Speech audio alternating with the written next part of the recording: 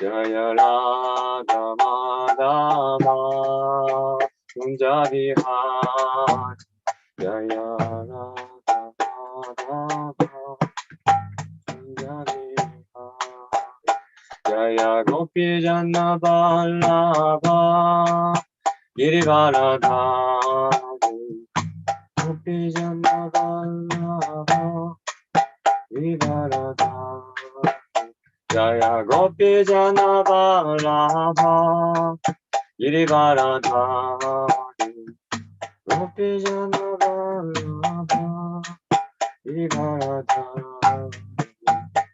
Yashoda Nandana Braja Jana Ranjana Yashoda Nandana Braja Jana Yashoda Nandana Braja Jana Ranjana Yashoda Nandana Braja Jana Ranjana Yashoda Nandana Braja Jana Ranjana Yashoda Nandana Braja Jana Ranjana Yamuna Tira Vanachari Tira Vanachari Yamuna Tira Vanachari Jaya Radha Madhava Kunja Vihari Jaya Radha Madhava Kunja Vihari Jaya Radha Madhava Kunja Vihari Jaya Radha Madhava Kunja Vihari Jaya Radha Madhava ki jai. Arigatou gozaimashita. Gozaimasu. Okay. Oh, good morning to all the devotees in Japan. 日本のディボティの皆様、おはようございます。 And good morning to the devotees in China that are listening in. 中国のディボティの皆様、聞いてらっしゃる皆様、 So ザオさん、ハオ。 in Japan it's 6:30 a.m. and in China it's 5:30 a.m. おう中国は5時半だそうです。日本は6時半ですけどね。 And you started reading chapter 13. I mean chapter 14. 14章が始まりましたね。 And today we're on verse 21, if I'm correct. 今日は21節ですかね。 So we're on chapter 14, canto 9, verse 21. 今日うん、 14章の10節からなんか20何節までだ。Oh, okay.ノーパポット、 Okay. ずっとないパポットがないです。 Oh, ああ、あわかった。10節から I didn't quite understand. Now I got it. So from 11 until 21? Yeah. Or from 10? 10から。 Jukara. Yeah. Okay, so from text 10 until 21 we'll be reading, and there'll be a purport on text 21. で今日は第9章第9巻14節の 10節から21節までですね。で21節に、解説がありますので、ね、頑張っていきましょう。And what is something else I was going to say? I forget. Okay. So, Hare Krishna. Hare Krishna. We have translation until 23. Okay. Tapaswini Mataji share the translation until text 23. Okay. We'll see if we get that far. Hare Krishna. タパスビニマタジが23節まで訳してください。だから、もしかしたらそこまでいけるかもしれないですね。少なくとも21まではいきます。Just before we begin, just a point of reference. 今日始める前に、ちょっと What's the difference of what? Well, I'll explain where this chapter 14 is. この章がね、その全体の流れのどの辺にあるのかということをちょっと説明しますね。From chapter, from Canto 9, from the beginning, we've gone for 13 chapters. 第9巻はもう私たちずっと13章までやってきましたね。And they've all been a description of actually the descendants of Manu and also the sun god. で、それはすべてその13章のところまでは、その現在のマヌの子孫たちについてのお話でした。So this is the descendants from the sun.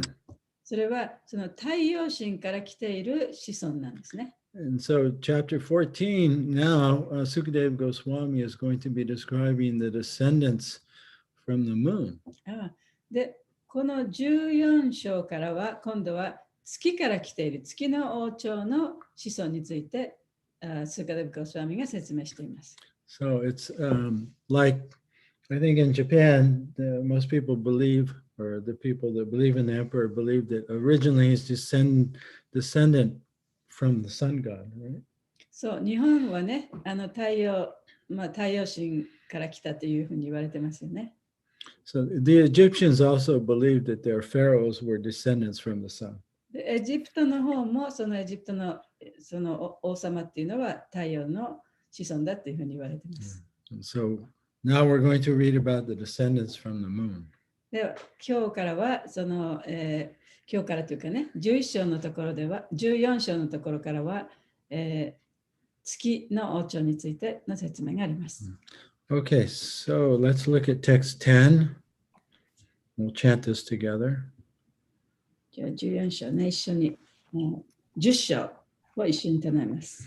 Om Namo Bhagavate Vasudevaya. Om Namo Bhagavate Bhagavate Vasudevaya. Om Namo Bhagavate Vasudevaya. Om Namo Bhagavate Vasudevaya. Om Namo Bhagavate Vasudevaya. Om Namo Bhagavate Vasudevaya.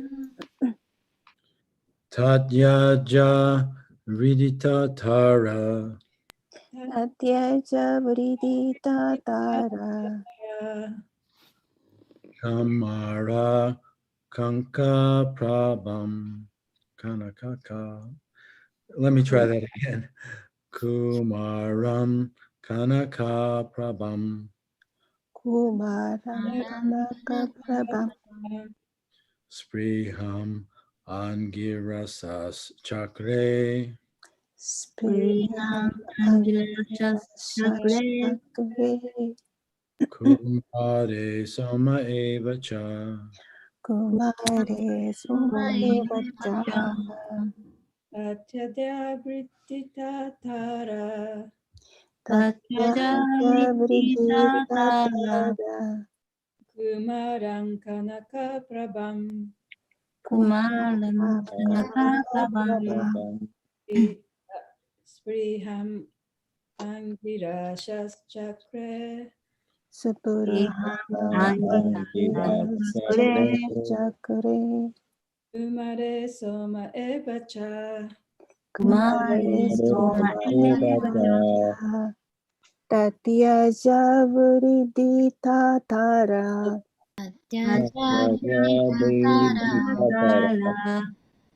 Kumaram Kanaka Prabham. Spriham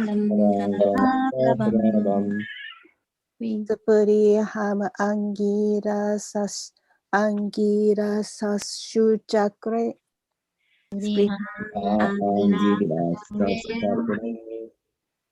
Kumare Soma Evacha. Tatyaja Vridita Tara.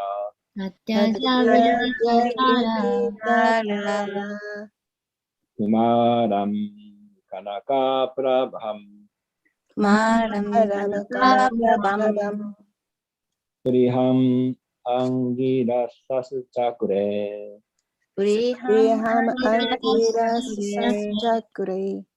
Kumare Soma Evacha. Evacha. Tatyaja vriditatara. Tattara. Kumaran kanaka prabham. Prabham. Priyaham angira saschakre. Chakre. Kumare soma evacha.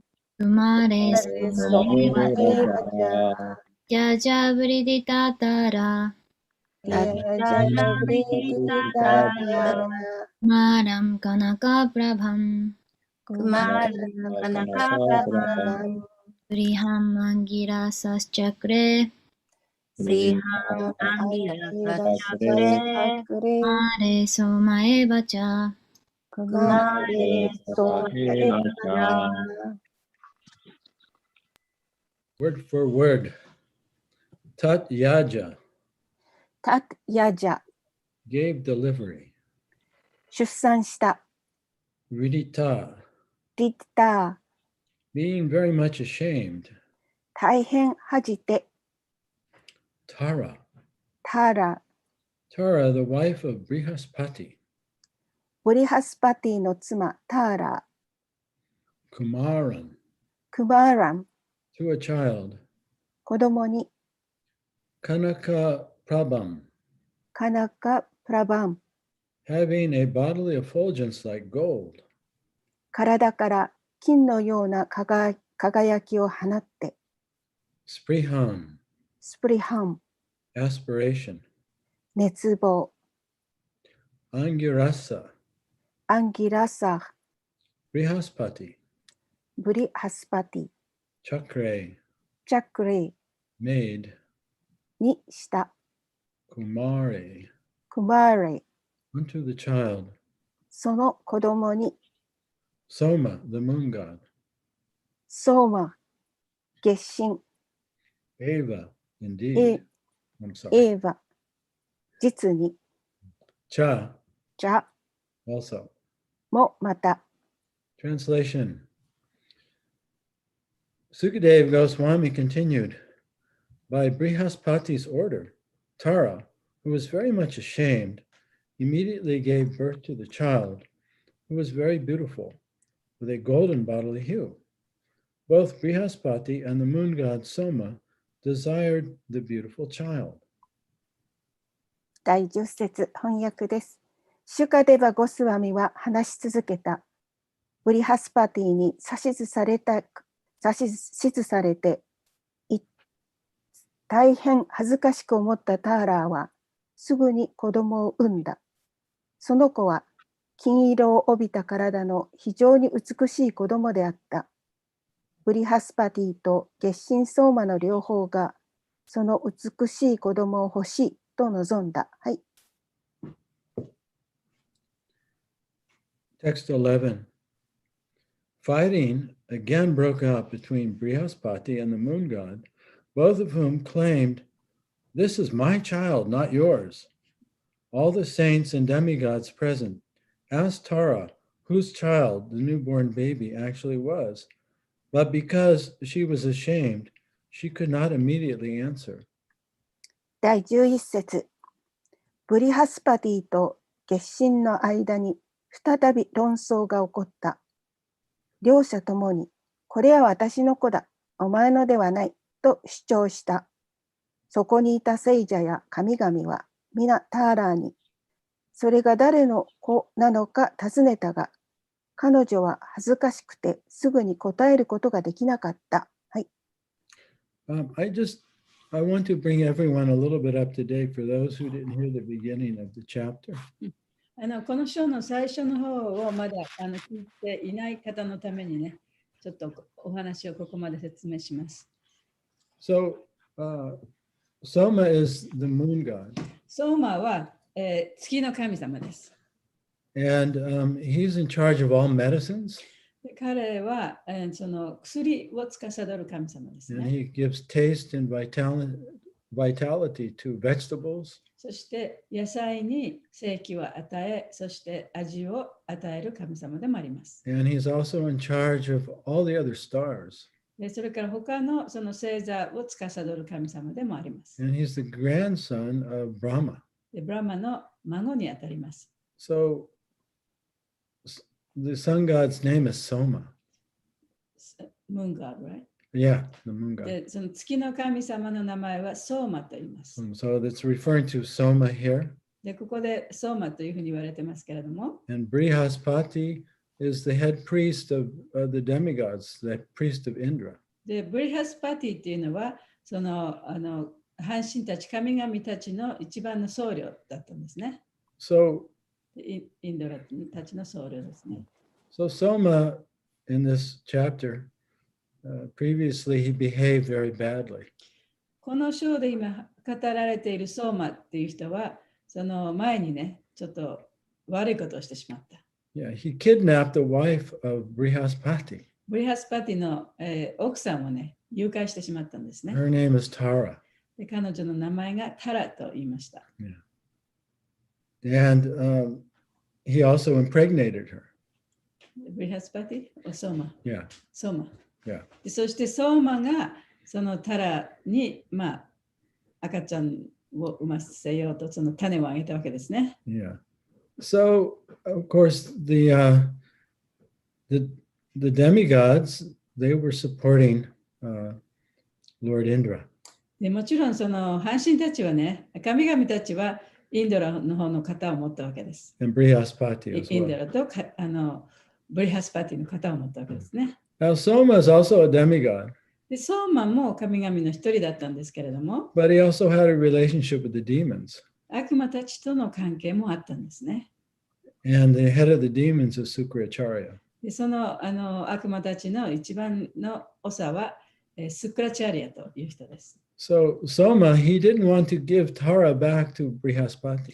でソーマはその子供をね、ブリハスパティに渡したくなかった。 So the demons and the demigods went to war over Tara. でその悪魔たちとそれから神々たちがそのタラをめぐって、over Tara or over child? Over Tara. タラをめぐってね、じゃあどっちがそのタラを自分たちのものにするかという戦いがあったんですね。 Because Soma didn't want to give Tara back to her husband Brihaspati. というのは、そのソーマはタラをそのタラの旦那さんのブリハスパティに返したいと思わなかったわけです。 So Lord Brahma intervened でそこでブラマ神がそこに入ってきました。 and he forced or he made Soma give Tara back to Brihaspati. そして彼がそのソーマにそのタラをじゃあブリハスパティにも返すようにと言ったんですね。 So when she went back to Brihaspati, she was pregnant. で、彼女がブリハスパティのところに戻った時には彼女はもうすでに妊娠していました。 But she didn't want to give birth to the child. そこで彼女はその子供を産みたくなかったわけですね。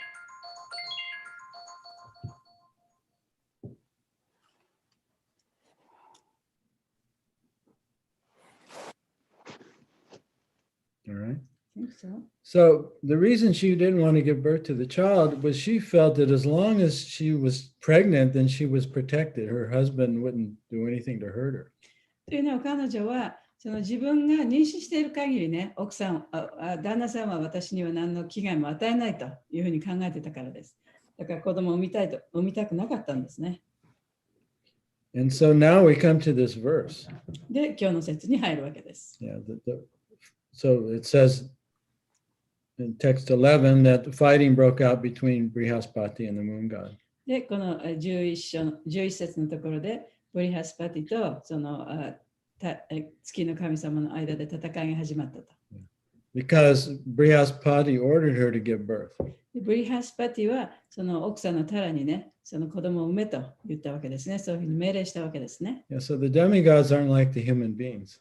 で、その神々っていうのは人間とは少し違います。 Yeah, they don't have to carry the child for 9子 months. 供をね、9ヶ月身ごもる必要はない。 So she gave birth, で、そこで子供を産んだわけです。 and it's a beautiful child. 非常に美しい子供でした。And And Brihaspati and Soma, they're not sure, whose child it is. で、ブリハスパティもソーマもその子が一体誰の子かというのはあまり定かではなかったんですね。And so they both want the child. だから両者ともね、その子供が欲しいと思ったわけで And す。 so they're asking Tara, you have to tell us whose child it is. で、タラにね、じゃあこの子が一体誰の子かちゃんと言いなさいと Yeah. 詰め寄るんですね。 But she can't reply しかしタラは言うことができなかった。 because she feels very ashamed. というのはとってもその恥ずかしくてとてもその口に出せなかった。 So that's why she's feeling ashamed because it's not Brihaspati's child. というのはこの子がね、ブリハスパティの子供でないから。 But anyway, we'll find that out now. で、そこからそういうところから話が続いていくわけです。 So text 12. 12章ですね。 The child then became very angry and demanded that his mother immediately tell the truth. You unchaste woman, he said, what is the use of your unnecessary shame? Why do you not admit your fault? Immediately tell me about your faulty behavior. 第12節。すると、その子供は大変怒り、すぐに真実を述べるように母親に要求した。不貞な女性よ、不必要な恥じらいなど何の役に立とうか。なぜ過ちを認めないのだ。自分の誤った行為について、今すぐ話しなさい、と彼は言った。Text 13. Lord Brahma then brought Tara to a secluded place, and after pacifying her, he asked to whom the child actually belonged. She replied very slowly, "This is the son of Soma, the moon god." Then the moon god immediately took charge of the child. 第13節。そこでシュ・ブラフマーはターラーを人里離れた場所に連れて行き、彼女をなだめてから誰のものなのか尋ねた。この子は月神相馬の子です。と彼女はとても時間をかけて答えた。そこで直ちに月神がその子供の主導権を握ることとなった。はい。So Brahma, he's the supreme diplomat. で、ブラマはこの最高の外交官ですね。Yeah, and so he understood, of course, Tara is feeling ashamed because she's in the middle, she's surrounded by all of these demigods and authorities. で、そのターラがね、非常にその恥ずかしがって、この偉大な聖人たちや神々たちのこのちょうどその間にみんながいるところにいてね、非常に恥ずかしがってるってことを彼はよく分かってたわけです、ブラマ神は。And it's always a bad policy to criticize and shame people in public.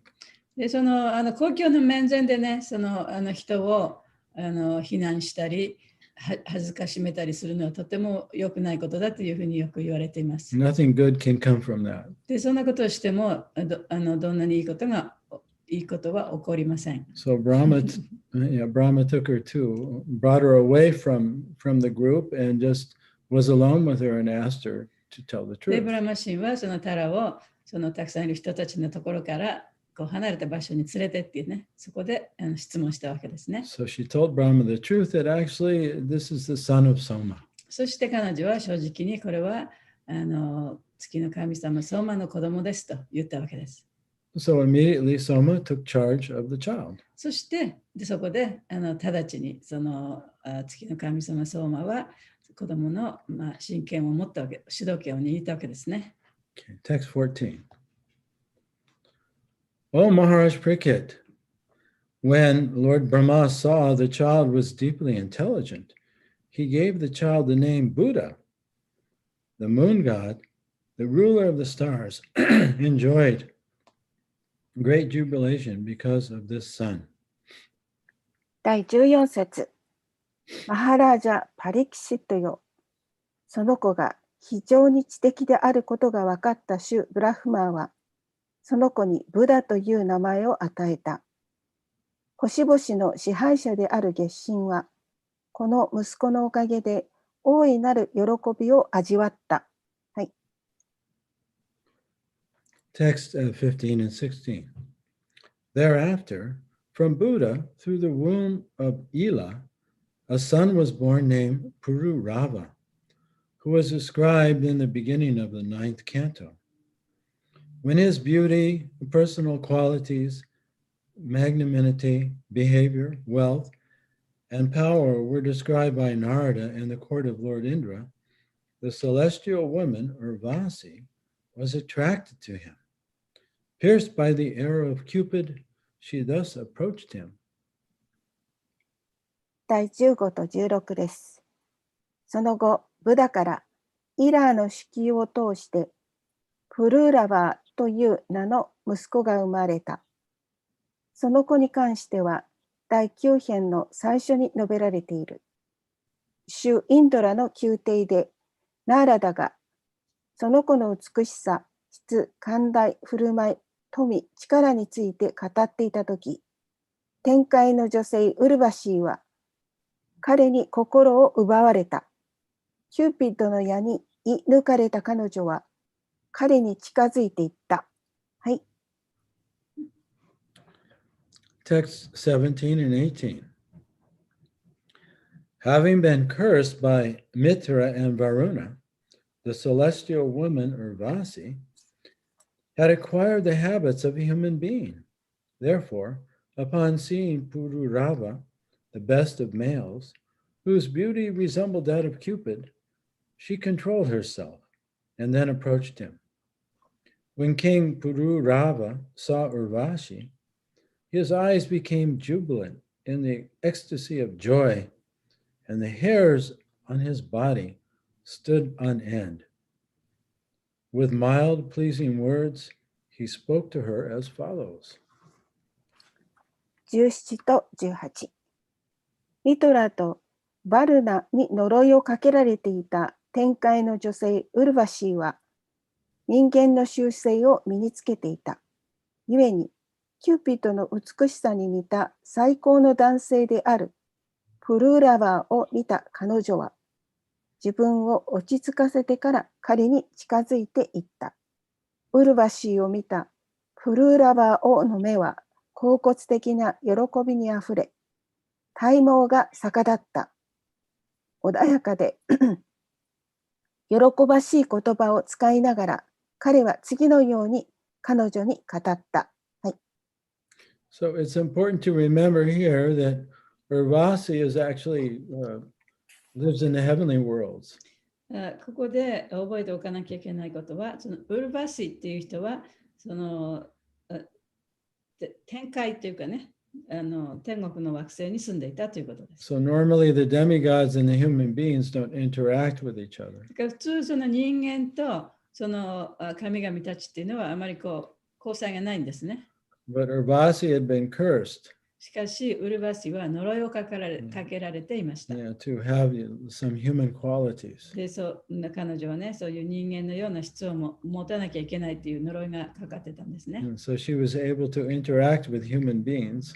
だから彼女は人間と交わることもできた。And in this case, she's become attracted to a human being who is Pururava. で、ここでもって彼女はだからその人間であるプル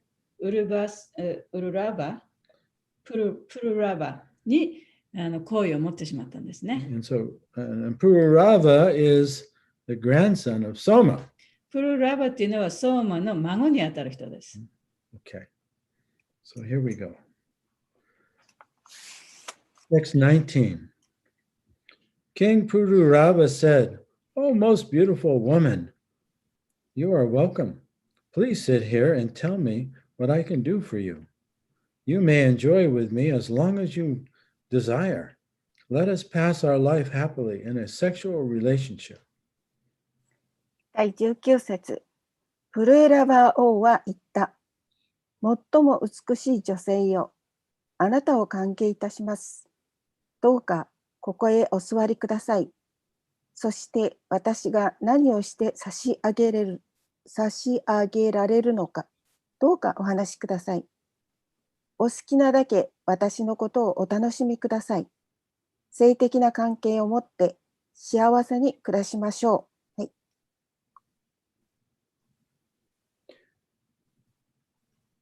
Text 20.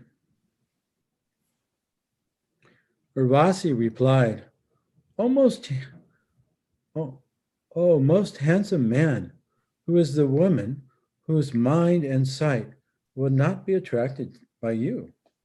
If a woman takes shelter of your chest, she cannot refuse to enjoy with you in a sexual relationship. 20節。ウルバシーは答えた。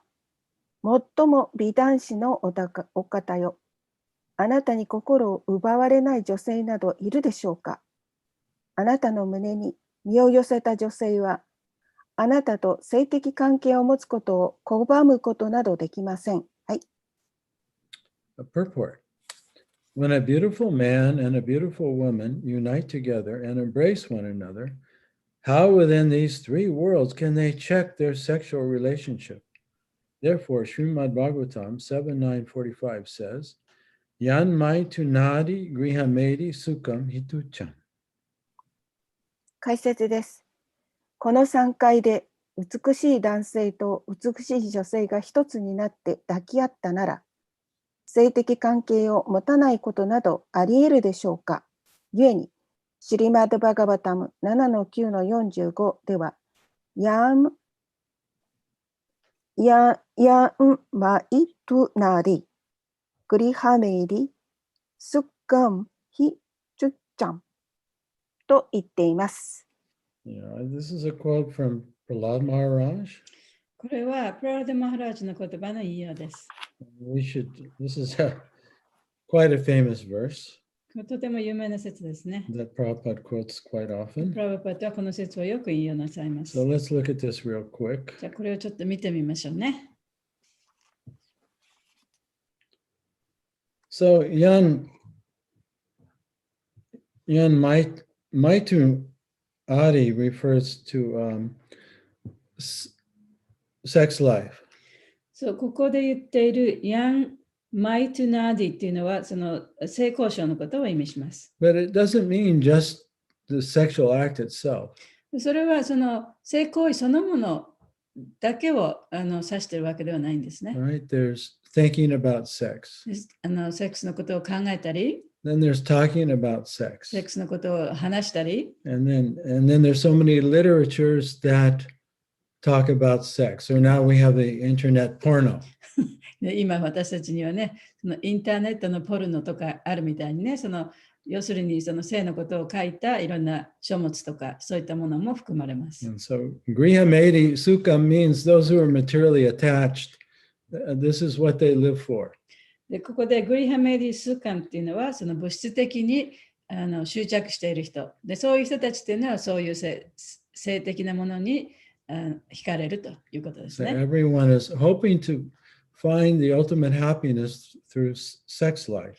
でそうやって性生活、性交渉を通じてその究極のね、ハッピネス、幸せを探し求めているわけです。Yeah, and that includes thinking about it, talking about it, reading about it, watching things about it. でそれはその性についての本を読んだり、そういうものを見たり、考えたり、聞いたり、話したり、そういうことも含めてということですね。And so we are seeing that acted out here in the Bhagavatam as Urvasi and Pururava are able to see each other and talk together and associate. で、ここでもってこのバーガータムの中で今はこのウルバシとそれからプルラバがそういう関係で一緒にこう語り合ってる、そういう場面なんですね。Right. So they already had in their mind this idea, even before they've met, that if I can meet an attractive girl or if I can meet an attractive man and ultimately have sex with them, then I'll be happy. で、だから彼らはお互いにその面と向かう以前にね、もし私がこの素晴らしい人と会うことができたなら、その人とその性交渉を持つことによって最終的な幸せを手に入れることができるんではないかという考えを持ってたということをここで教えてますね。So we see the human form of life, not much has changed over thousands of years. 何千年も経ってますけれども、人間としてのその性っていうのはあまり変わってませんね。Yeah. So we're programmed, from a young age as little boys and little girls to believe that if we find the right partner, we'll become happy. でその幼少の時代から小さい女の子、男の子の頃からね、本当に素晴らしいパートナーを見つけることができれば、私たちは幸せを手にすることができるという、そういうふうに教えられて大きくなってきています。Yeah, so this has been going on generation after それ generation. はもう何世代にもわたってね、そういうことが、教えられてきたわけですね。And we see that Puravan or Vasi, there are no exceptions. プロラバもウルバシもその例外ではありませんでした。And so Prabhupada says it's understood that if a beautiful man and a beautiful woman come together, プラブバテがここでおっしゃっているのは、その美しい男性と女性がこう一つになったら、eventually that's going to lead to sex. それは必ずそのセックスにね、導かれるものであるというふうに言ってます。So be careful. 気をつけてくださいと。All right, so we'll read 21 in the purport and then that's as far as we'll go. でじゃあ次の21節を読んで、多分そこで終わりますね。I think we're okay. My dear King, Pururava, please give protection to these two lambs who have fallen down with me. Although I belong to the heavenly planets and you belong to Earth, I shall certainly enjoy sexual union with you. I have no objection to accepting you as my husband, for you are superior in every respect. 第21節。親愛なるプルーラバ王よ。私と共に堕落したこの2匹の子羊たちに保護をお与えください。私は天界の惑星に属し、あなたは地球に属していますが、誰かに私はあなたと性的な結びつきを楽しみましょう。確かに私はあなたと性的な結びつきを楽しみましょう。あなたはあらゆる点で私より優れていらっしゃいますから、あなたを夫として受け入れることに異論はございません。はい。Purport. As stated in Brahma Samhita, chapter 5, verse 40, Yasha Prabhava Vavato Jagaranta Koti Koteshu Seshu Vasudadi Vibhuti Binan. There are various planets and various atmospheres within the universe.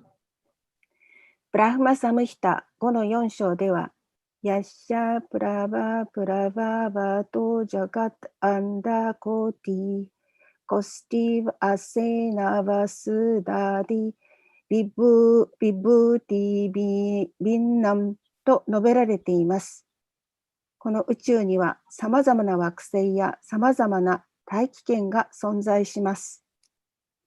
The atmosphere of the heavenly planet from which Urvasi descended after being cursed by Mitra and Varuna was different from the atmosphere of this earth.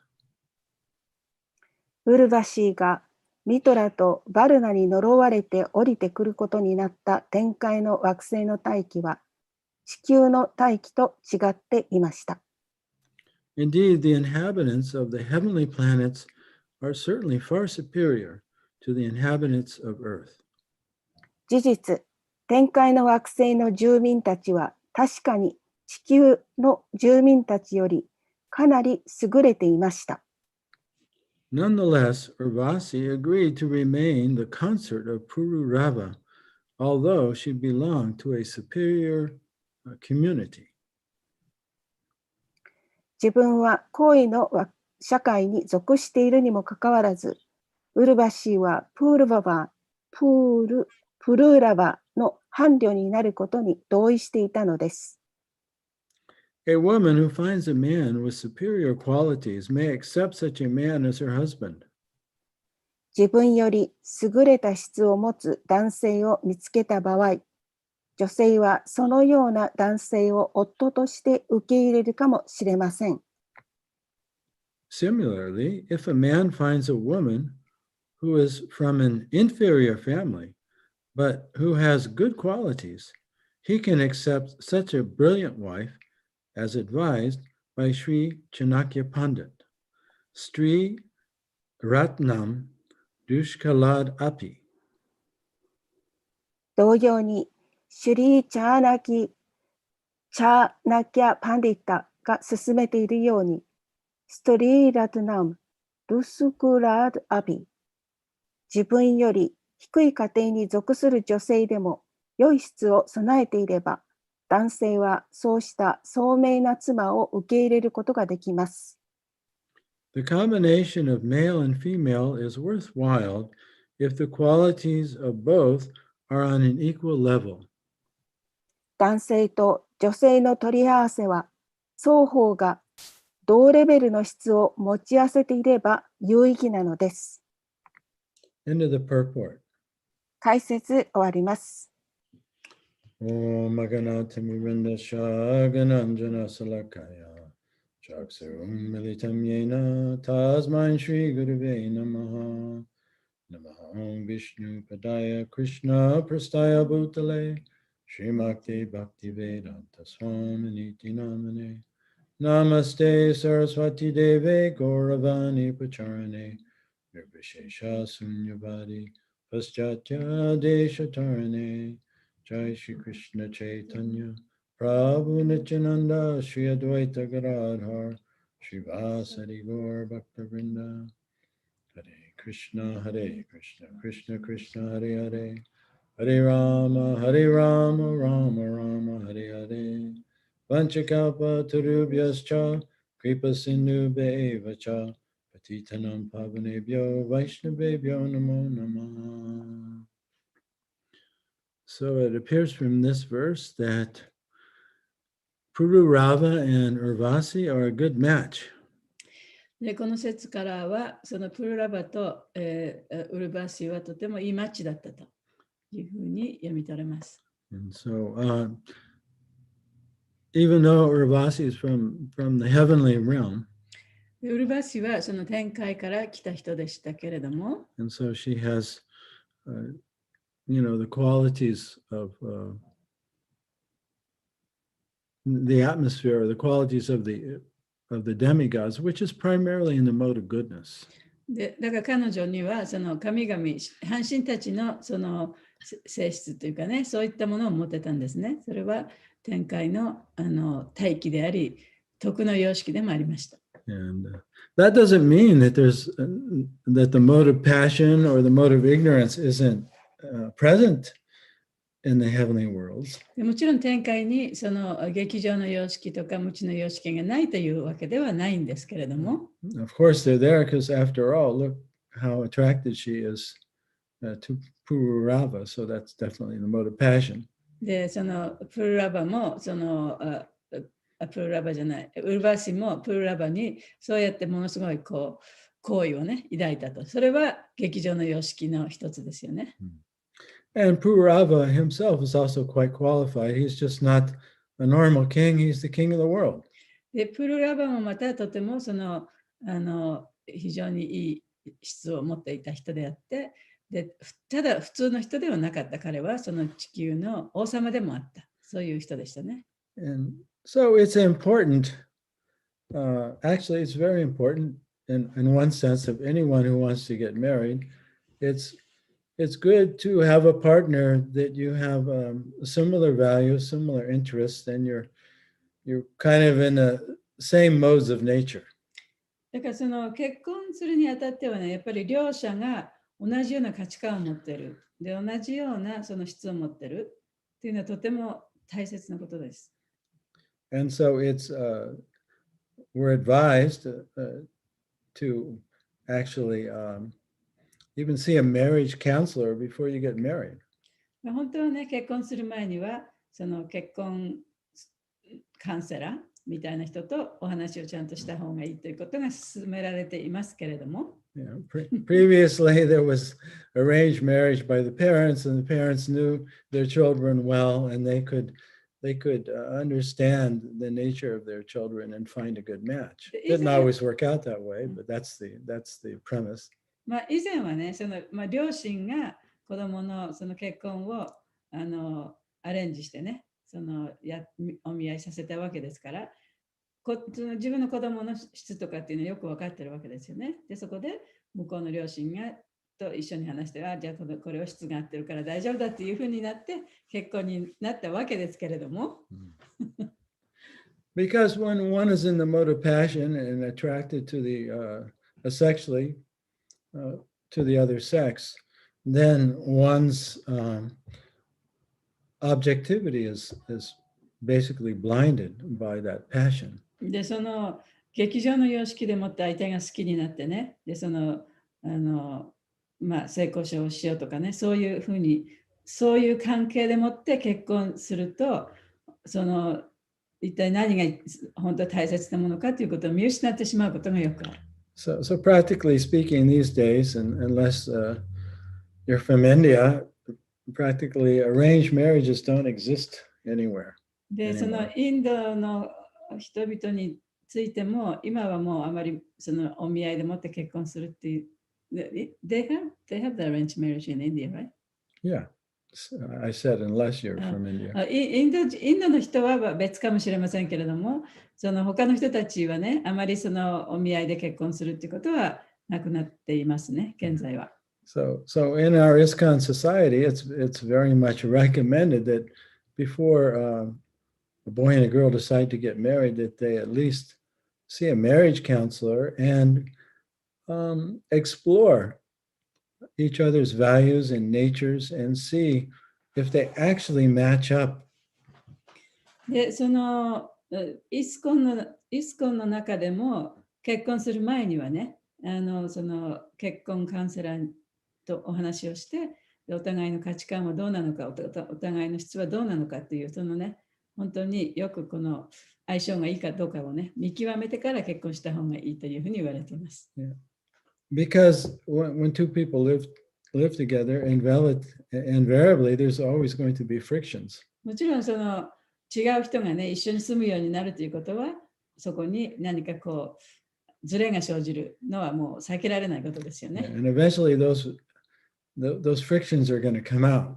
そしてそのズレがもう大きなものとなって出てきてしまう。Especially after the honeymoon period is over. そのハネムーン状態の時期が過ぎるとね、そういったものが出てくるんですね。Yeah, so before one gets married, it's good to explore with a trained counselor what's actually important to you. What are your values? How do you want to live? だから結婚する前にね、カウンセラーのところに行って、じゃあ自分の価値観は一体どこにあるのか、どんなことが自分にとって大切なのかというような話をね、お互いにすることが大切だと思います。Yeah, some people, they want to live in a clean, orderly house. で、とってもね、整理整頓されたお家に住む、そういうのが大好きな人もいる。And other people don't care. で、そんなことどうでもいい人もいる。That's not a big deal for them. その人にとってはそれはどっちでもいいと。And some people, when they get into an argument, で、例えば喧嘩をしたときに、議論をしたときに、they withdraw. で、一人はもう小さくなってね、もう話もしたくないと。And others want to talk it out. で、もう一人は全部そこに並べて話し合いたいと。And what are the expectations for how you're going to maintain? で、どうやって自分たちを維持していくかっていうね、お互いの期待というかね、そういったものとか。Do you want children or not want children? 本当に子供が欲しいのか欲しくないのか。And if you have children, how are you going to raise them? What's your plan? 子供ができたら一体じゃあどういうふうに子供をね、見守って大きくしていくのか。その計画はどういうものなのか。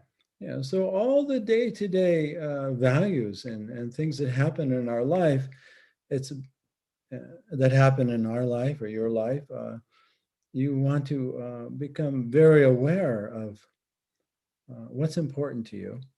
だからその価値観とか、あるいは自分にとって何が大切かでどんなふうに育てられてきてね、どういうふうに自分がそういう価値観を持っているのかっていうかね、そういうことはとても大切、それを知るということはとても大切なことですね。And how does that match up with your そしてそれ future partner? が自分のそういったものと、その自分の将来の旦那さんなり奥さんなりとどういうふうにね、マッチしていくのか。Yeah, so you learn to question and find out about those similarities and differences about each other before you get married. 結婚する前にお互いにね、じゃあどういうところが違うのか、どういうところが同じなのかっていうようなことをね、話し合うってことがとても大切です。And see how you're going to work those things out. で、その違いがあればそれは一体どういうふうにね、一緒にやっていけるのかとかね。So anyway, Pururava and Urvasi, they're going to get together here. で、ここではそのプルラバとウルバシがここで一緒になると。And Prabhupada's quoting here from Chanakya Pandit. で、チャナキャパンディットからの引用をここでプラバパッとしてますね。That if a woman finds a very qualified man, もし女性が非常にちゃんと質の高い男性を見つけたら、yeah, even if she might be from a superior situation, たとえ彼女がより上流の階級から来たとしても、she can accept him. 男性を受け入れてもいいと。And which is generally not according to the Vedic system. 普通はね、ベーダのシステムによれば、それはあまりいいことではないんですね。If you look at the caste system, the way it was organized, その階級制度という見方をしたらね、a man in a higher caste could marry a woman from a lower caste. で、より上流階級っていうか、より高い階級にある男性の人は、下級階級にある女性と結婚してもいいと。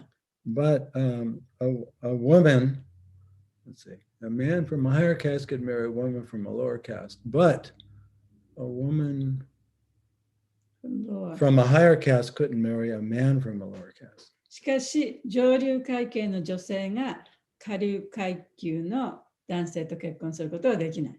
That doesn't seem to be the case here. で、この今のお話の場合はそういう状態ではないですね。Because Urvasi is from the heavenly planets. というのは、そのウルバシは天界から来てるから。So she's more in the mode of goodness than Pururava is. プルラバよりも徳の様式にいた人だからですね。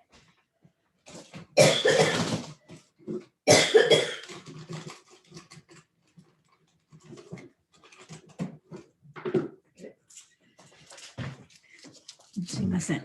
All right. So anyway, Chanakya Pandit is saying here, I've seen Prabhupada make this quote in other ways. で、チャナキャパンティットからの引用ですけれども、プラバパとこの引用をね、別のところでも使ってます。That will work in both directions. こう方向が違っても大丈夫だと。And that is, if you find gold, even in a filthy place, you can accept it. で、例えば、非常に汚い場所で金を見つけたとしたら、それはね、大丈夫ということでしょ。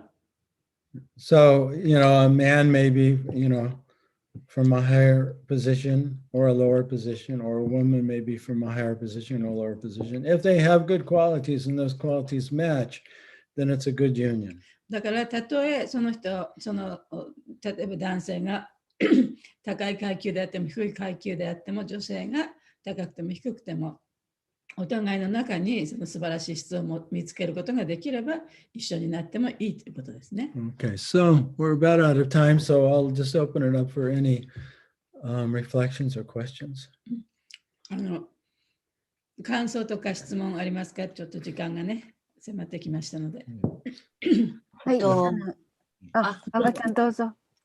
いいですか？はい。昨日のマヌ3ヒタ読んでたんですけど、その時にすごくそれおっしゃってた、そのバルナシュラマ制度になっている厳格な階級制度であるんですけれども、マヌサンヒタにも同じように書いてあるんですよ。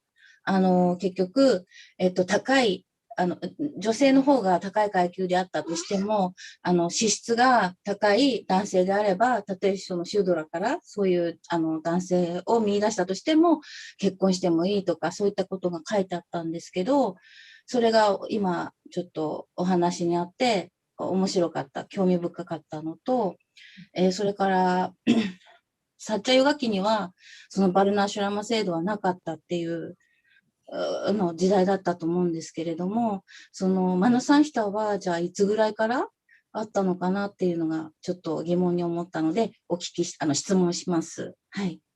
So she was reading the Manusamhita yesterday, and then they had a similar description.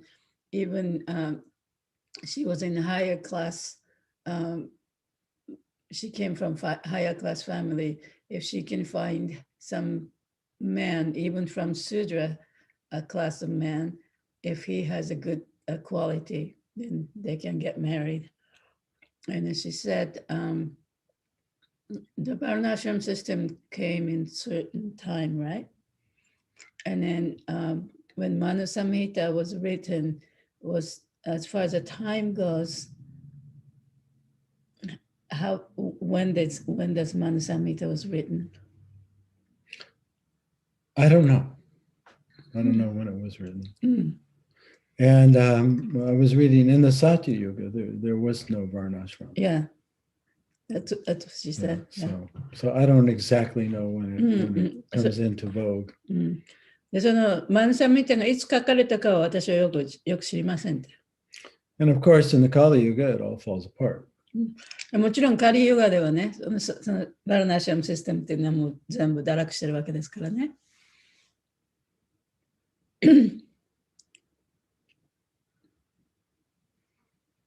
Which was really interesting. What it says in Manusamhita was actually, said it in Bhagavatam as well. Yeah.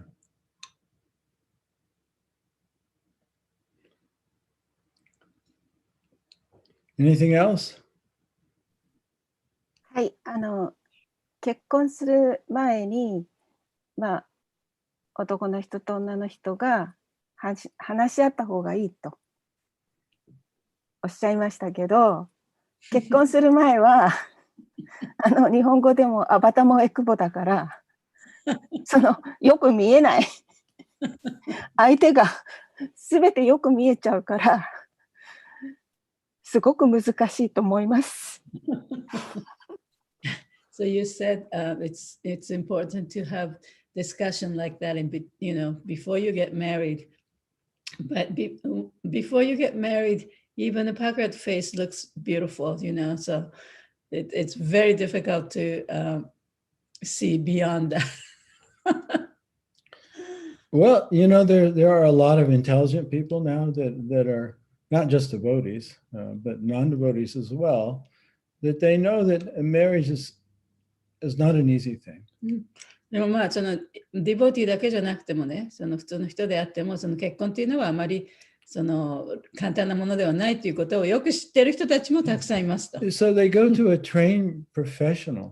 だからちゃんとライセンスを持ったね、プロフェッショナルのカウンセラーに行くんですね。Who can guide the couple into the discussions that they need to have that are definitely going to come up once they're married. で、そういうカウンセラーに行ったら、一旦結婚したら必ず出てくる問題があってね、で、そういう問題をどういうふうに対処していくかっていうところに話を持っていってくれるようなカウンセラー。So it's very prevalent now in modern society that actually the younger generation, they're very afraid to get married because they see that most people are not successful.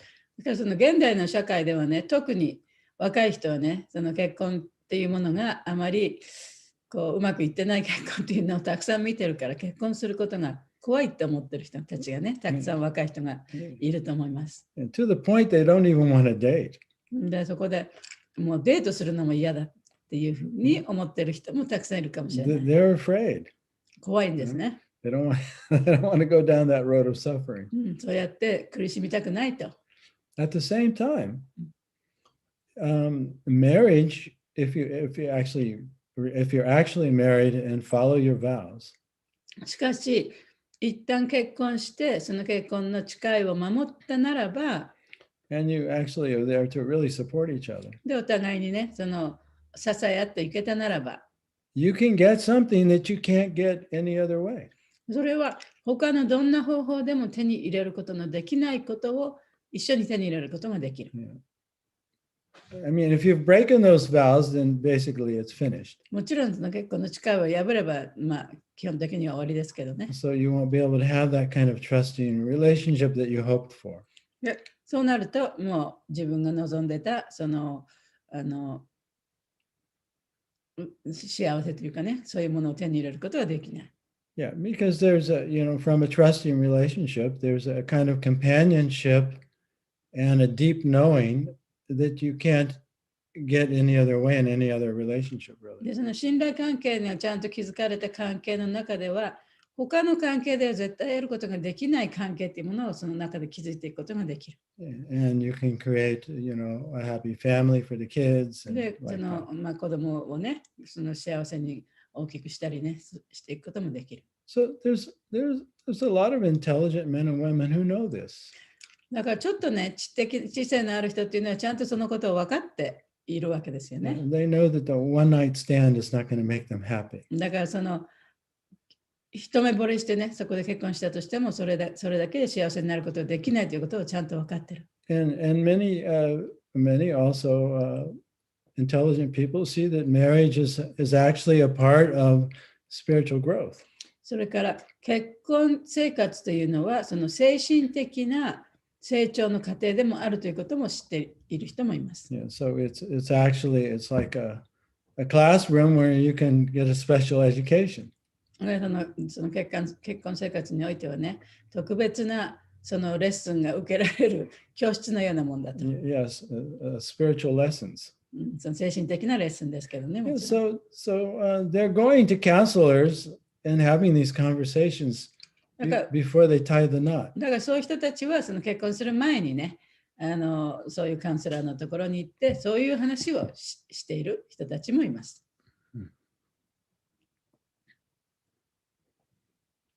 There are some gurus in ISKCON, and there's some Brahmin priests. I know, like Vaisheshika Prabhu. He won't actually marry anyone in a ceremony unless they go to pre-marriage counseling. イスコンのグルの中でも、あるいはそのプリストのお坊さんの中でもね、結婚式の前に結婚カウンセラーに行かなければ私は結婚式認めませんよって言ってる人たちもいます。Yeah, and they're Buddhist priests. They're also Christian priests. They require that. They don't want to be responsible or involved in a marriage that people just jump into and don't really know each other. だからキリスト教でもそれから仏教でもね、やっぱり結婚式にこう来てね、式をやるわけじゃないですか。だからそういう意味で自分が関わりを持つその2人の関係の中で、後々にね、いろんな問題が起こってほしくないと。だからそういうことをね、進めるわけですね。イスコンにも結婚カウンセラーってあるんですか？ Yeah, it's growing. Yeah. まあ、でき始めてますね。Yeah, there's a famous couple in Australia. I forget their names. They've written a book called something drops. Anyway, there's a number of well-known couples counselors now in ISKCON. I can think of 3 or 4 off the bat. 私の知る限り、私は3、4カップルを知ってますけれども、彼らはその割とイスコンの中では有名なね、結婚カウンセラーで、オーストラリアのカップルにも会ったことありますし、ね。And they're training others. で、その人たちもまた他の人をね、ちゃんとその結婚カウンセラーになることができるようにトレーニングもしてますね。Yeah, so there's a great need for trained marriage counselors. そうやってちゃんと訓練された結婚カウンセラーっていうのがとても大きな需要があるんじゃないでしょうかね。So they do pre-marriage counseling. だから結婚の前にまずカウンセリングする。And then they also do marriage counseling to help people that are already married で結婚した後にね、 resolve their problems. 結婚した後にいろんな問題が起こってきて、その人たちの問題を、ね、の解決の助けをするためにのカウンセラーもします。そういう人が必要ね。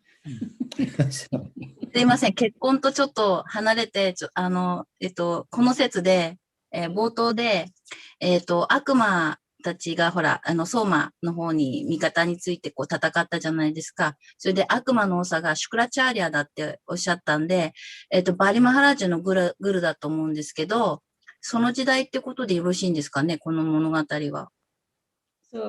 So you talked about on the Moon Dynasty, there was they had a relationship with the demons, right? The chief of the demon is the Sukracharya. And so Sukracharya was a Bali Maharaja's guru. So it's that as a chronological way, it's the same. the Bhagavatam, the stories in the Bhagavatam are not chronological. で、バガバタムのそのお話っていうのは、そうやって時代時代にを追って話してるわけではないんですね。だから同じ時代とは限らない。同じ名前の違うグルタってこともありえますか？ Could it be a same guru? Oh no, he's the same guru. Yeah. He's the same guru that was the guru of Bali Maharaj.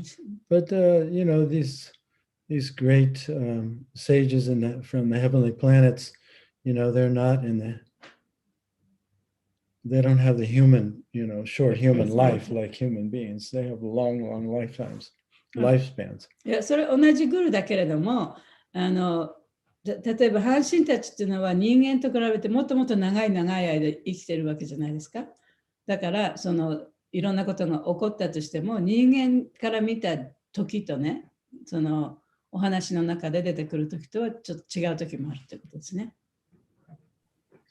わかりました。ありがとうございます。はい。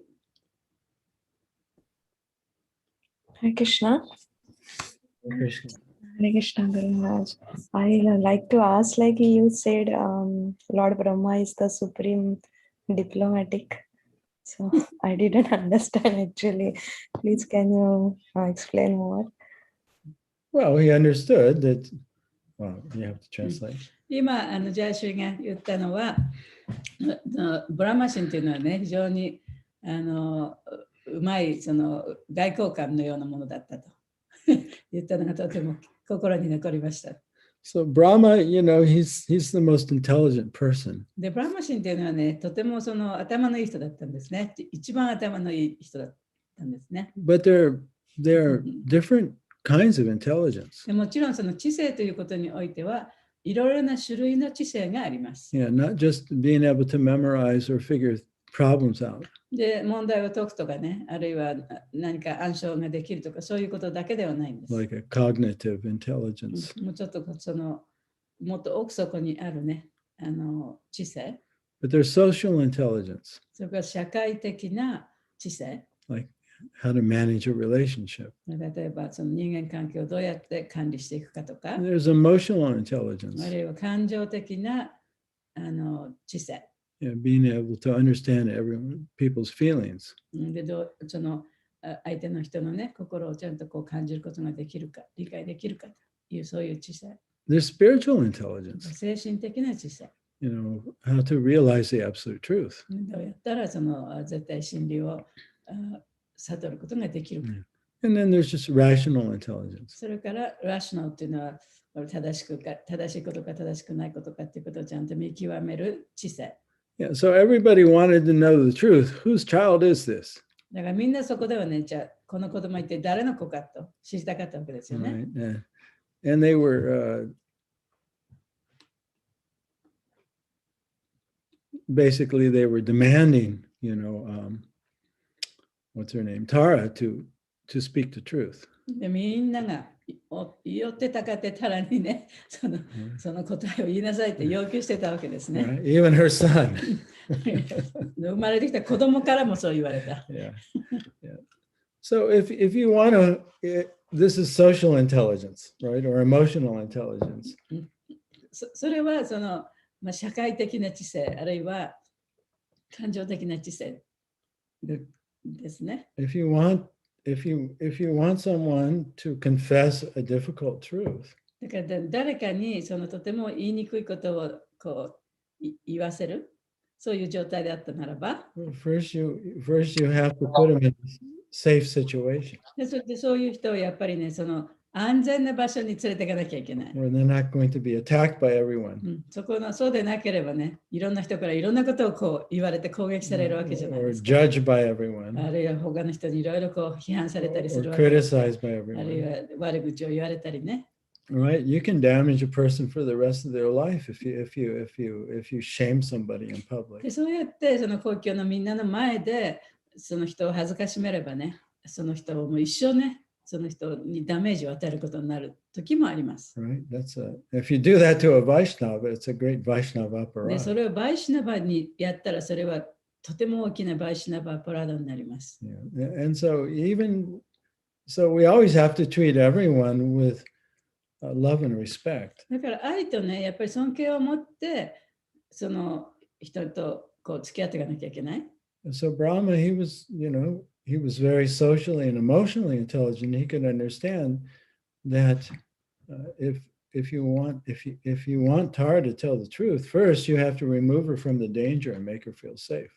でだからブラマ神はその非常に感情的にあるいはその社会的にね、そういう知性を持ってた人だから、彼女に本音を吐かせるにはやっぱりこういう危ない場所でね、吐かせてはいけないと思ったわけですよね。 But sometimes, even with our children, we embarrass them, we shame them in order to get them to behave, or even sometimes to confess the truth. 子供に対してもそうですね。親はその子供がちゃんと正直にいろんなことを子供に言わせたり、あるいはその悪さをしたときにね、それを直すためにみんなたくさん人のいる前でこういろいろ怒ったりしてしまうことがある。 Yeah. So if we're trying to control others or manage others, if you're not very intelligent and you aren't really actually qualified to manage, like dictators, they use fear. そういうね、他の人をこううまく使うための知性、要するにその社会的な知性とか感情的な知性というのを持たなければ、そのディクテーター、独裁者のようにね、その恐れを使って、恐怖心を使って相手をこう自分の思うようにさせようというふうにしてしまいます。 Yeah, I mean, Brahma could have done that. He said, if you don't tell the truth, I'm going to curse you for the next million births. そう、ブラマ神もね、そこでもってみんなのいる前でね、今お前がちゃんと正直に言わなければね、もうまたここで何百万年もその何回もの生と死を繰り返さなきゃいけないっていうような呪いをかけてやるみたいなことを言うこともできた。But instead, he used love しかし、彼は愛を使ったんですね。 and kindness そして優しさを使ったんですね。 and consideration of how she was feeling. そして彼女が一体どんなふうに感じているかということをちゃんと考えに入れといてくれた。 Yeah, so that's managerial intelligence, それはその管理者としての知性、 social intelligence, 社会的な知性、 emotional intelligence. 心理的な知性。 So, of course, Brahma, he's the best at all of those. ね、だからブラマはそういう中での最高にそういうことを使える人だったということです、ね。 Everybody else was failing that test. で他の人はみんなそのテストに失敗した。でそこでイエイエってみんなね言ったわけですよね。So nice, it's so clear. Thank you. So means diplomacy, it's not a bad thing, but how you use it, that's make it good or bad, right? Yeah, it's getting, two sides to work it out. だからそのいろんな議論とか意見の違いがあったときにどうやって両サイドをちゃんと聞いてそれを解決していくかっていうのが管理者としての責任だってね、そういう知性がなければいけない。Like conflict resolution. 問題解決 Just like the famous devotee who recently came to Japan to help some devotees community. Braja Bihari Prabhu. What's his name? Braja Bihari Prabhu. Braja Bihari Prabhu, yeah. ブラジャー・ビハリー・プラブはその日本のね、日本に来て、そのいろんな違う意見の人たちをこうまとめようとして、ね So 来てくださいましたね diplomacy does not just mean politics. だからその外交っていうのは、その政治的なものだけではないってことですね。So usually diplomats, between two nations, they try and talk the differences out. で外交官はその国と国との間でその意見の違いをね、こううまくまとめる役の人ですよね。So that's what I meant. I meant diplomacy in a good way. だからそういう意味でブラマシンがその外交に長けてたっていうのはその政治的なことだけではなくてね、そういう意味を私は含めていました。ありがとうございます。ハレクリシュナ。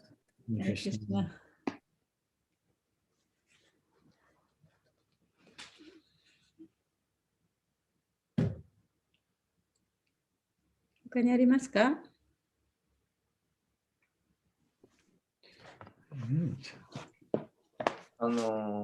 さっきのちょうど結婚カウンセリングの話で、ちょうどですね、今度の12日、うちのプログラムでそういうセミナーをやるんですけど、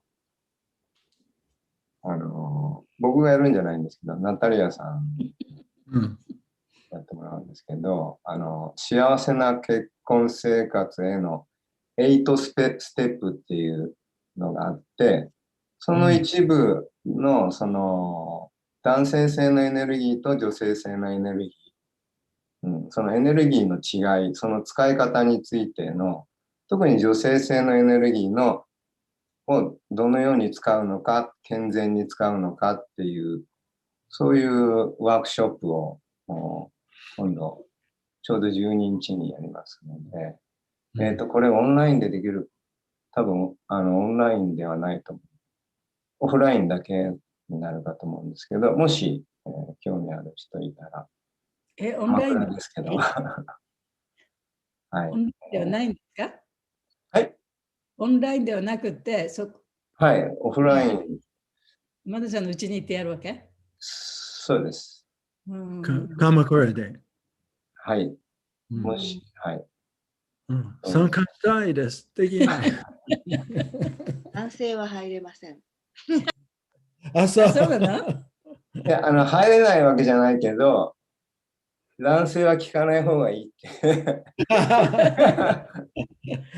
So everyone feels safe enough to share. Yeah. Anyway, you have to translate. Okay, so he said the coming days that he's going to have some kind of seminar about the marriage, especially female energy, feminine energy, and the masculine energy.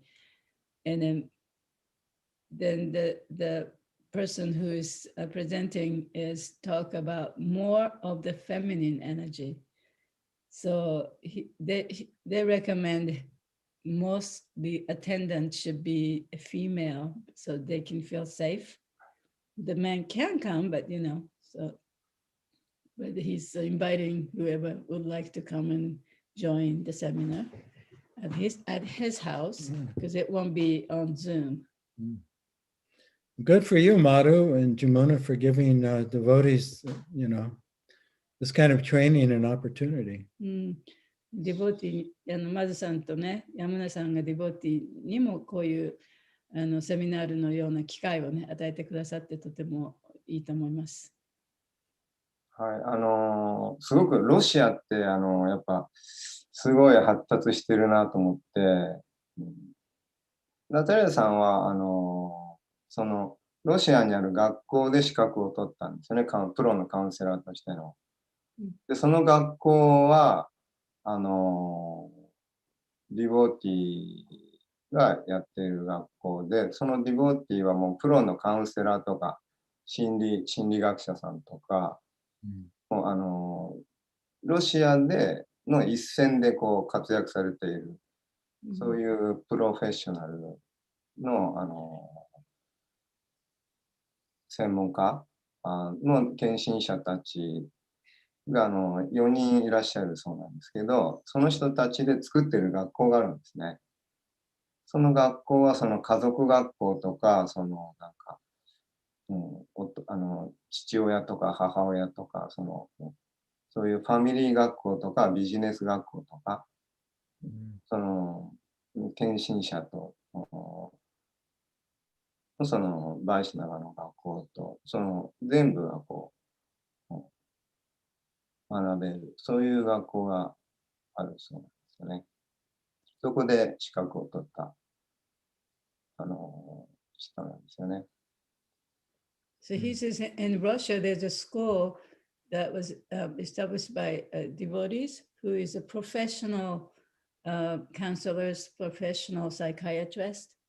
And then I guess they give a certification for these counseling or seminar person to get their certified by them.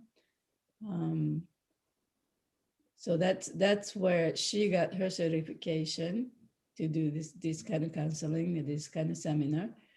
And they also have, of course, marriage counseling with school counseling or the parental counseling, family counseling, the many, many counselors. So Natalia is the certified counselor that way. で、今はロシアではその国家資格が、その学校では国家資格が取れるんですよ。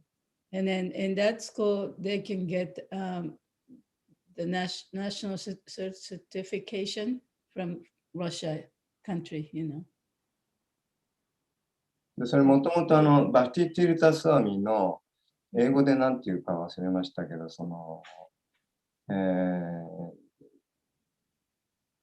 スピリチュアルテクノロジーを実践的に使うなんとかインスティテュートっていう、インターナショナルなんか、スピリチュアルテクノロジーなんとかっていう、そのインスティテュートをやってる献身者なんですよね。By Bhakti Tirtha Swami? Bhakti Tirtha Swami, yeah, he had some, yeah, it's it's a merging of, spiritual technology, psychological technology, because there's been so much psychological advancement, in the last 100 years that previously wasn't available. And sometimes we need that technology to help us. You mean spiritual technology? No, psychological technology.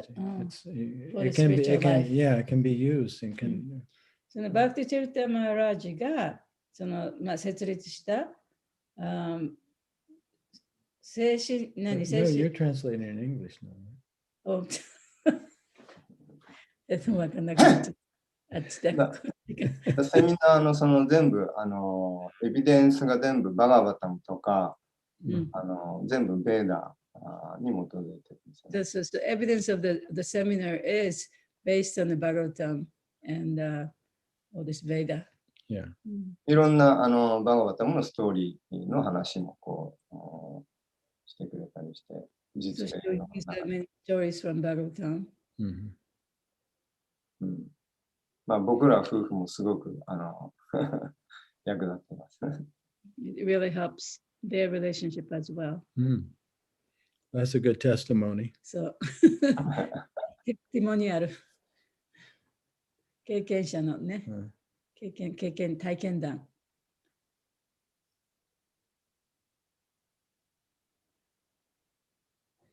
はい、以上です。ありがとう。ありがとうございます。そこに行きたい人は、じゃあ、マドさんに連絡すればいいんですね。はい。はい、もし、多分オンラインできないと思うけど、オンラインできるかどうか聞いてみます。Is it going to be recorded?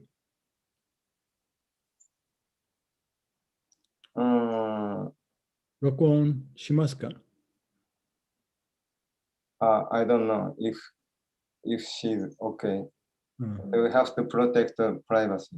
Oh, right. Yeah, that wouldn't あ work. そうね。 Okay. Some part, just the seminar part, we can record, I think. Yeah. なるほど。ワークショップだからね。そうですね。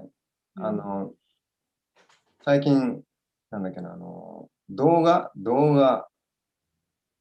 セラピーっていうのがあって、で、映画のワンシーンを見て、それを見てどう感じたかっていうのをシェアして、そこからいろんな自分のその、なんか問題とかテーマとかにこう、向き合っていけるような、そういうワークショップなんですよね。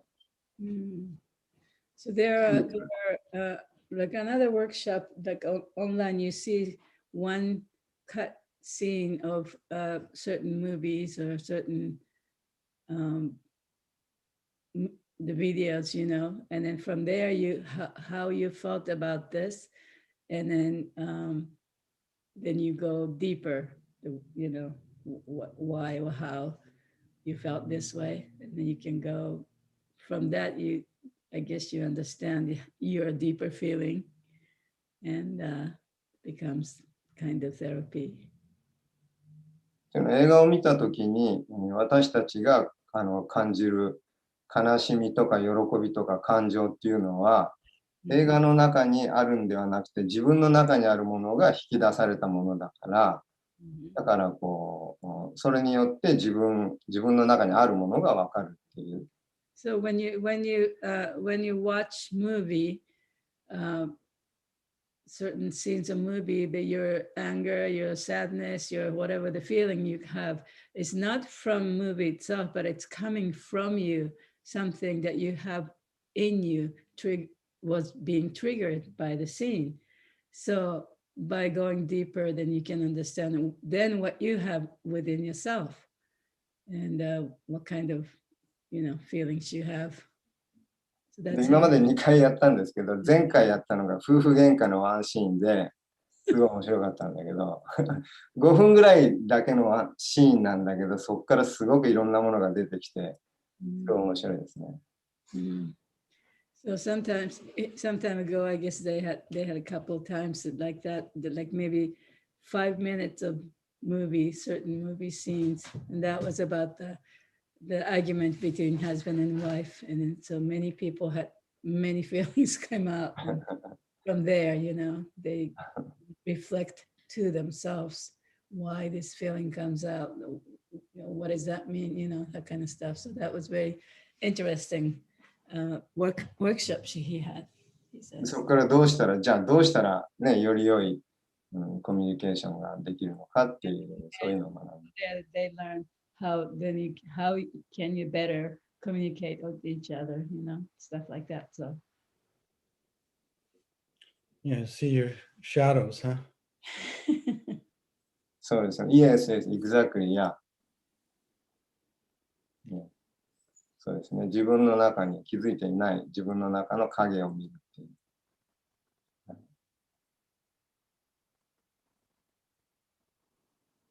はい。興味ある方、はい。月1回、第2土曜日、はい。月1でやっていきますので、興味ある方、ぜひ参加してください。The month has this kind of That's workshop. great. This is so much needed, you know. いや、とても必要なことだと思いますからね、素晴らしいと思いますよ。はい。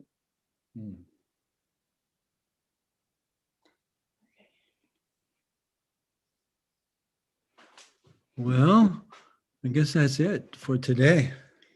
じゃあ今日はこの辺にしますね。はい、ありがとうございます。 See you all next week. はい、お願いします。ありがとうございます。Okay. また来週。 All glories to Prabhupada, はい。 to all the Vaishnavas all over the place. Jai. Hey, it's Leela Manjari. Leela Manjari. Hare Krishna. Hare Krishna. The camera. Look at the camera. On to go. Sayonara. Sayonara. Zai-chan. Zai-chan. Zai-chan. Krishna Leela Manjari.